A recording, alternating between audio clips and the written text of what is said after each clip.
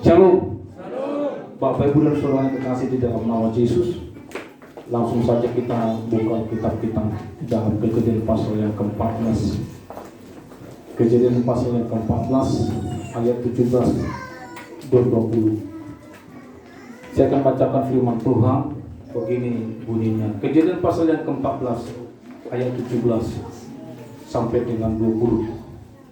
Setelah Abram kembali dari mengalahkan Kedorlaomer dan para raja yang bersama-sama dengan dia, maka keluarlah Raja Sodom menyongsong dia ke lembah Syawe, yakni lembah raja. Melkisedek Raja Salem membawa roti dan anggur. Ia seorang imam Allah yang Maha Tinggi. Lalu ia memberkati Abram, katanya, diberkatilah kiranya Abram oleh Allah yang Maha Tinggi, pencipta langit dan bumi. Dan terpujilah Allah yang Maha Tinggi yang telah menyerahkan musuhmu ke tanganmu. Lalu Abram memberikan kepadanya 1/10 dari semuanya.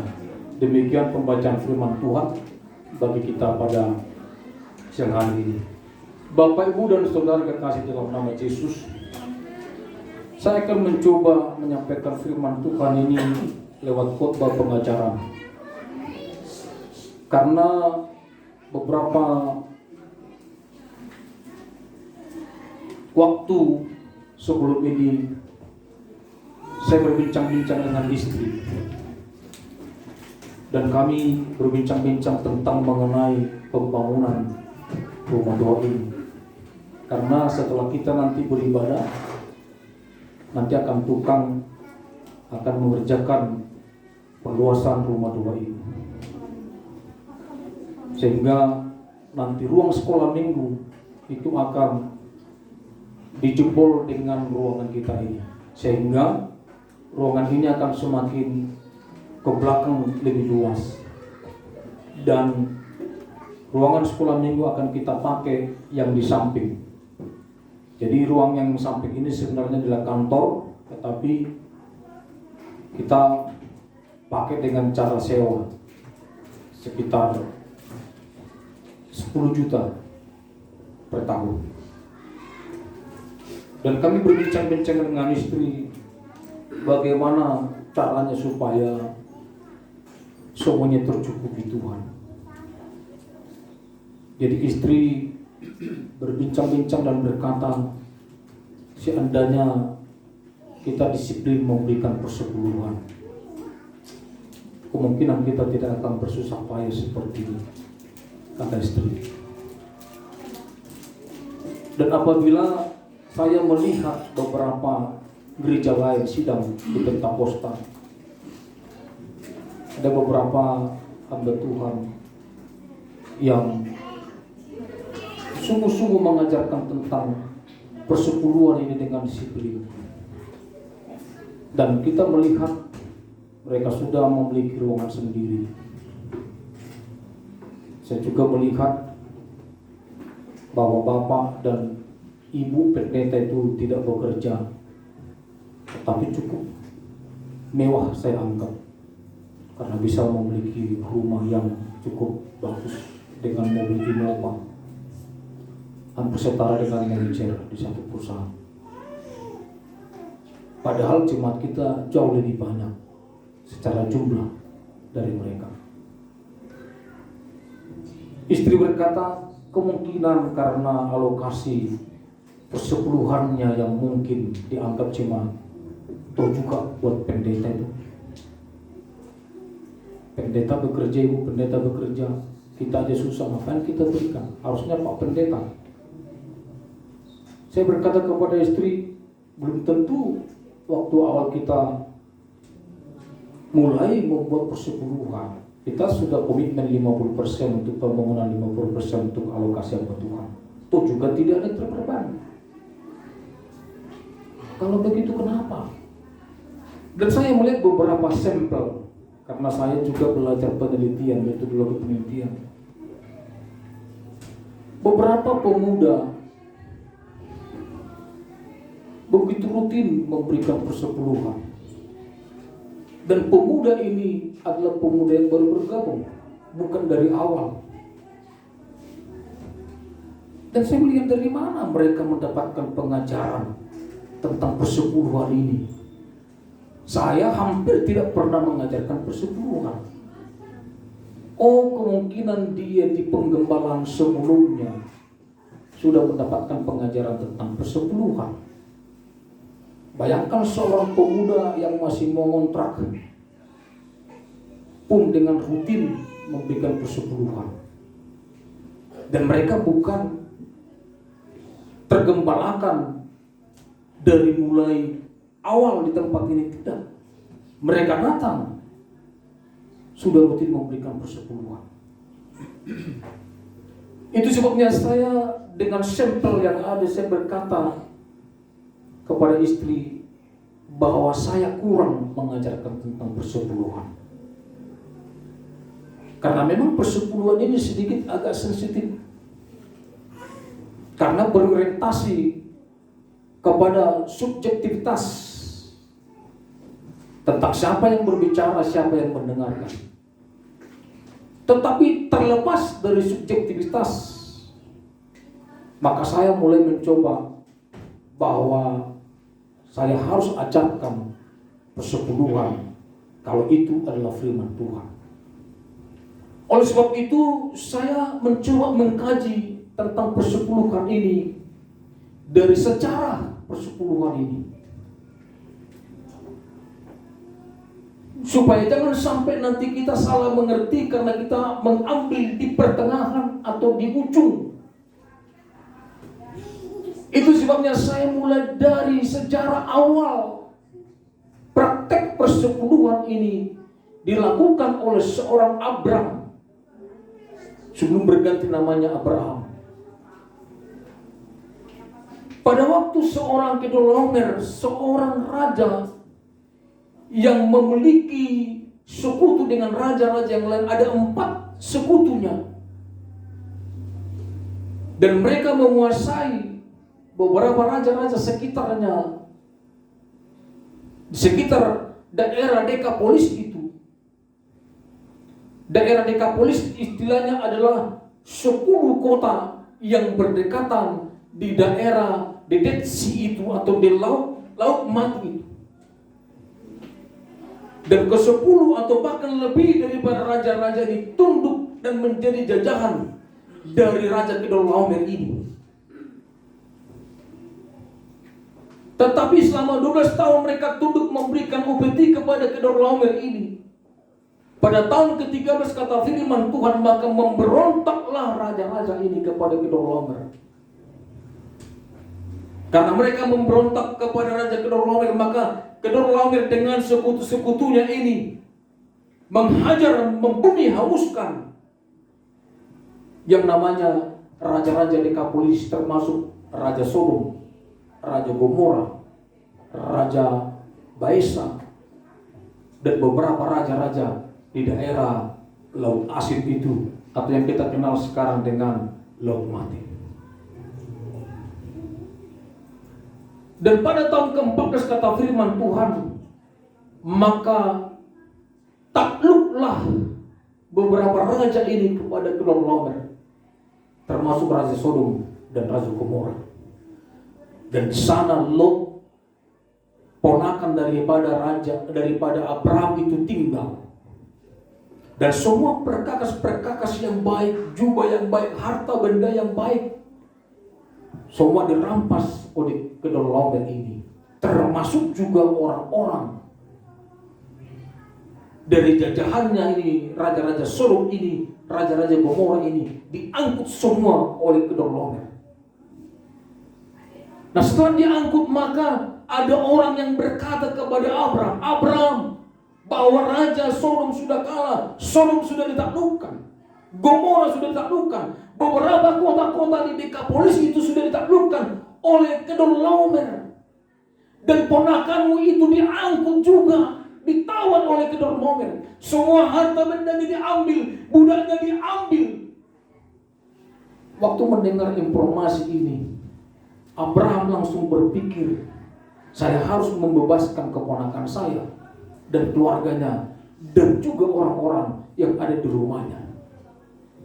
Maka Abraham mengutus sekitar 318 orang yang terlatih. Coba bayangkan, 318 orang yang terlatih diutus oleh Abraham dari orang-orang yang tinggal di rumahnya, yang makan minum di rumahnya, untuk mengejar yang namanya Kedorlaomer yang tidak begitu jauh.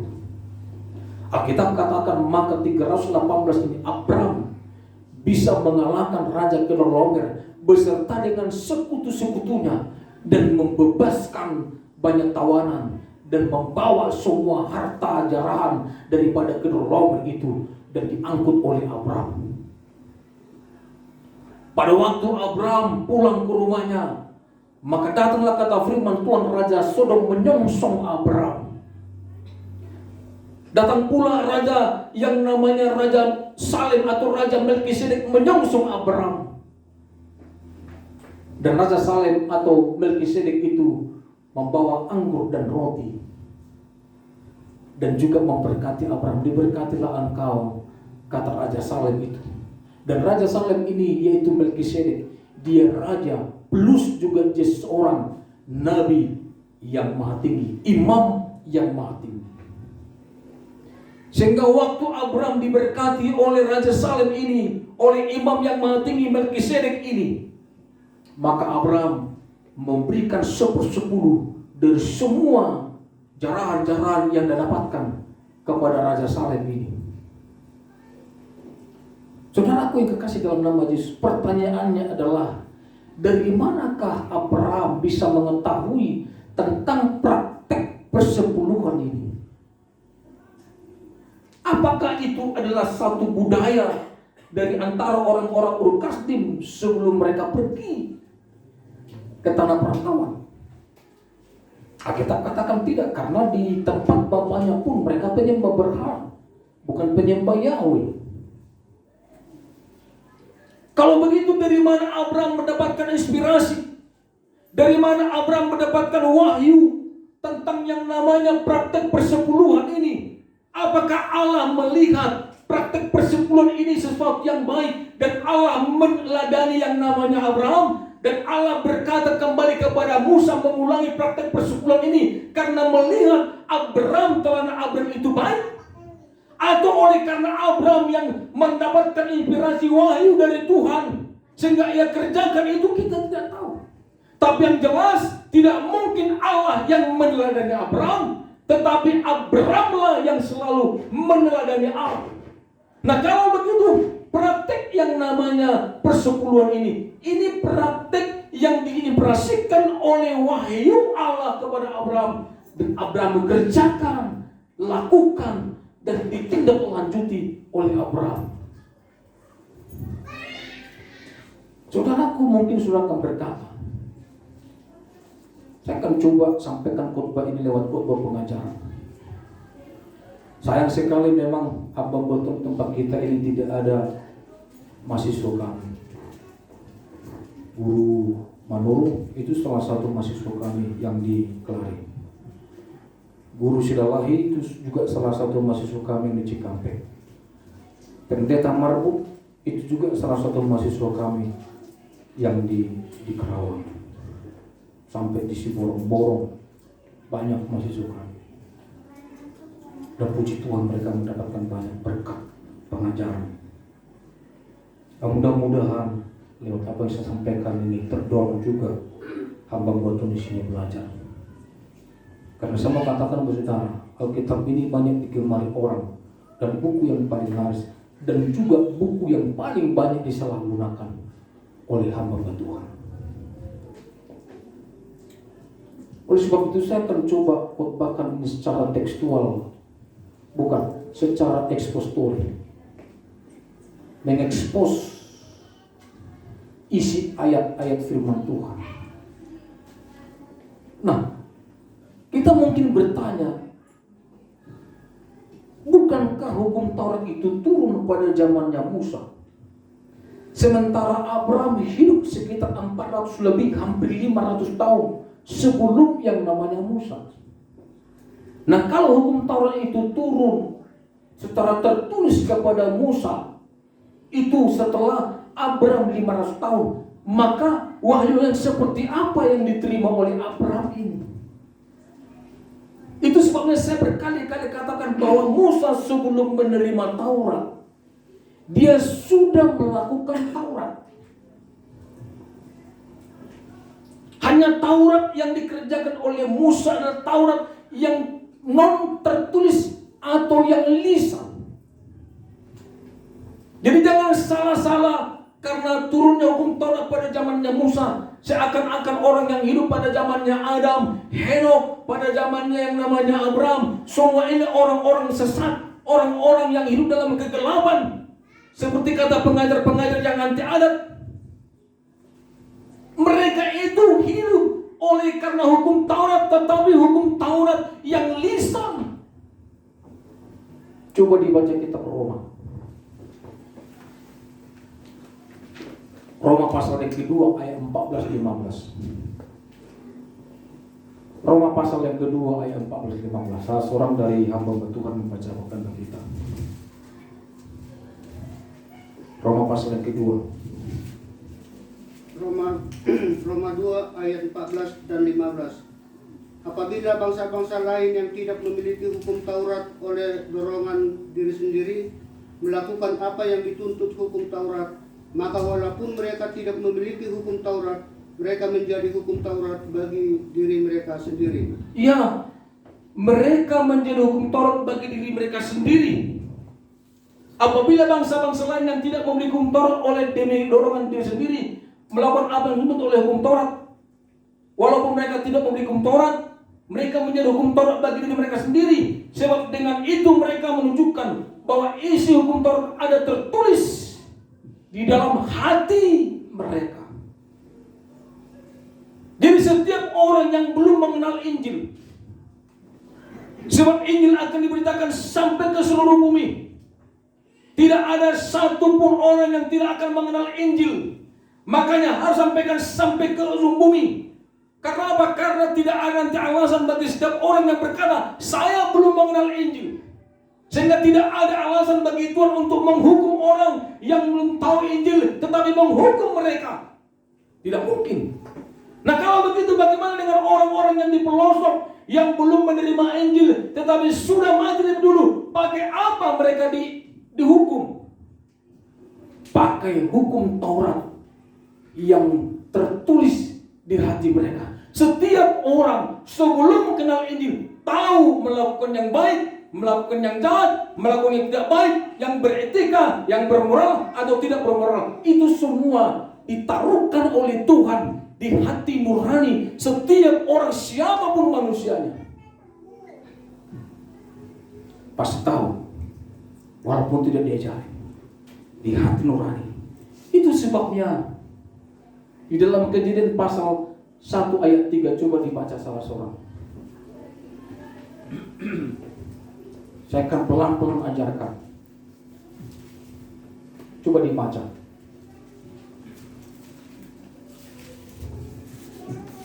Kejadian pasal 1-3. Pada mulanya adalah apa itu?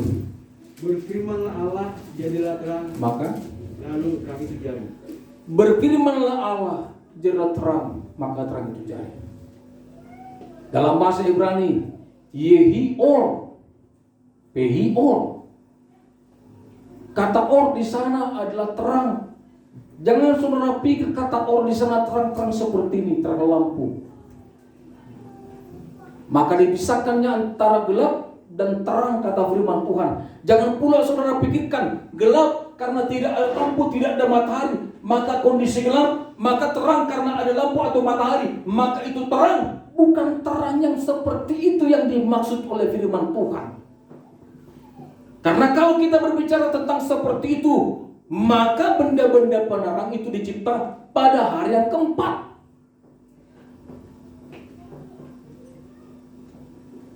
Terang yang dimaksud di sini dicipta pada hari yang kedua, cakrawala. Pertama teh, terang bukan? Terang pertama. Baru kedua cakrawala. Ketiga apa? Tumbuh-tumbuhan. Keempat apa Pak Sintuan Siotang? Yang dicipta Tuhan keempat apa? Tapi udah kok benda-benda penyerang, enak sih bikiamu dulu. Kelima apa? Ternak. Keenam apa? Manusia. Ketujuh apa? Apa ketujuh Pak Guru Pisregar? Istirahat. Haleluya. Kata or di sana itu terang. Tapi kata terang di sana ada tidak berbicara tentang terang alami. Karena terang alami itu dicipta pada hari yang keempat. Ini terang yang dimaksud di sini pada hari yang pertama itu adalah sesuatu hukum, aturan, sesuatu yang memisahkan yang kusut, sesuatu yang menjelaskan yang tidak jelas, sesuatu yang menerangkan yang kurang terang. Akan rundut. Seorang berdebat dengan seorang berdebat, maka berdua ini berdebat tidak ada habis-habisnya. Maka seorang datang, maka seorang pator itu gimana? Maka bukan berarti kalau katakan pator langsung diambil senter. Tidak. Pator itu dijelaskan, diterangkan, dikasih tahu. Maka jadilah terang kata firman itu. Maka kata or di sana itu adalah akar kata dari kata Torah. Torah itu artinya hukum. Torah itu Taurat, peraturan. Sehingga kata or di sana itu hukum, itu peraturan, itu adalah perkataan Allah. Dalam Yohanes pasal 1 ayat 1 sampai seterusnya. Pada mulanya adalah firman dan firman bersama dengan Allah dan firman itu adalah Allah. Itulah terang itu.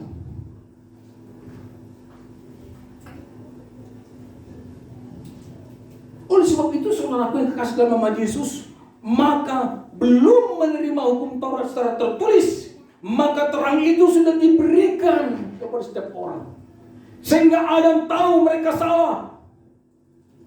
Sewaktu mereka telanjang dan Allah datang pada sore hari berjalan-jalan di taman itu, maka mereka bersembunyi dan Allah berkata, "Di manakah engkau, Abraham?" Maka Abraham berkata, "Kami bersembunyi karena kami tahu kami salah." Dari mana Abraham tahu? Dari mana Adam tahu dia salah? Kalau tidak ada yang kasih tahu.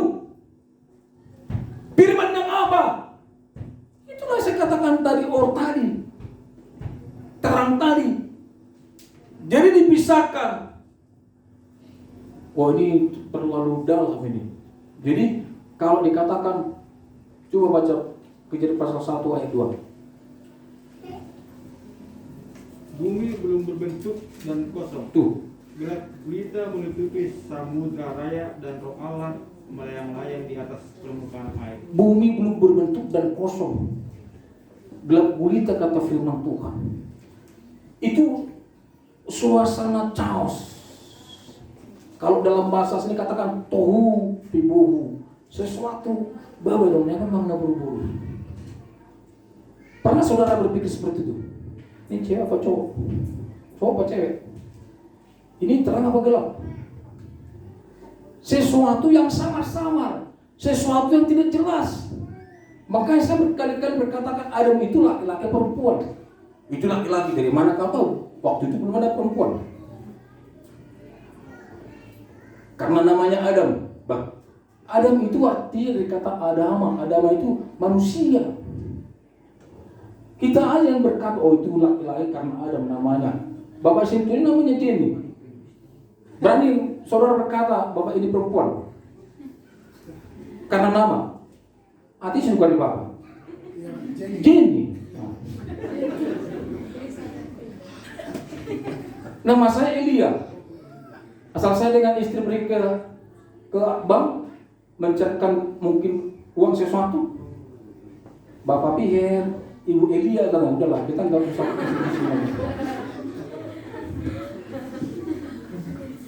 Ibunya mana Pak? Network. Oh sini Bu. Ibu Elia, ini sini Bu. Enggak ada lagi karena nama Adam. Adam itu bukan nama sebenarnya. Adam itu artinya manusia. Dari kata Adam. Nah oleh sebab itu saudara yang kasih nama Yesus, oleh sebab itu maka Abraham pun mengetahui firman ini bukan dari sosialitanya, bukan oleh karena pergaulan-pergaulannya sehingga ia tahu dari si A, dari si B, bukan.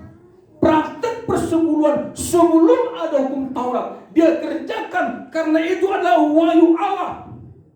Dan wahyu Allah itu lebih dijelaskan lagi pada zamannya Musa untuk mengatur yang namanya bangsa-bangsa itu. Karena pada zaman Musa sistem mereka itu adalah teokrasi. Artinya Allah yang berdaulat, bukan demokrasi.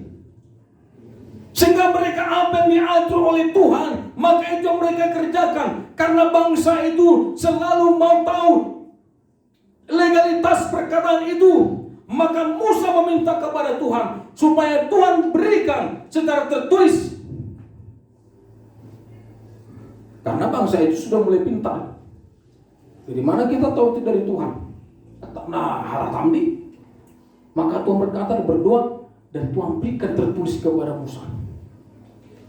Saudara yang kasih nama Yesus. Berarti praktek persepuluhan ini praktek yang memang yang baik, yang diwahyukan oleh Tuhan dan tidak mungkin berubah.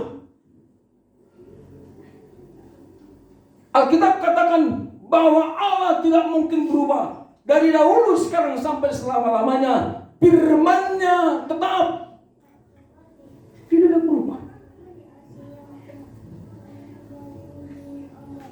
Kita akan masuk kepada perjanjian baru. Karena banyak orang mulai mengkritik di mana Yesus yang berkata berikan persepuluhan, dan Yesus pun tidak memberikan persepuluhan.